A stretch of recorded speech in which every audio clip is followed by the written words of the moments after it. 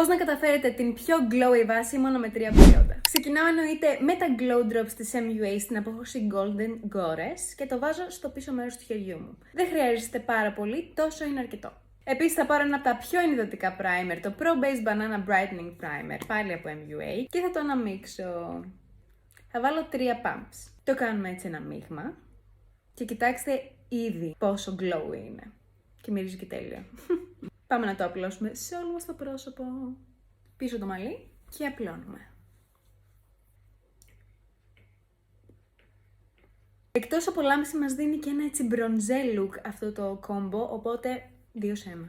Πάμε τώρα εννοείται να βάλουμε και το Pro Base Long Wear Matte Finish Foundation. Εγώ χρησιμοποιώ την απόχρωση 142 και αν και είναι Long Wear Matte Finish με την κατάλληλη βάση είναι αρκετά γυαλιστικό. Γυαλιστερό. Είπαμε θέλουμε ένα glowy look, ένα καλοκαιρινό, αλλά θέλουμε να έχουμε και κάλυψη. Και κάλυψη και γυαλάδα. Και έτσι λοιπόν είναι το τελικό look χρησιμοποιώντας αυτά τα 3 προϊόντα. Ό,τι πιο καλοκαιρινό. Αυτά! Bye!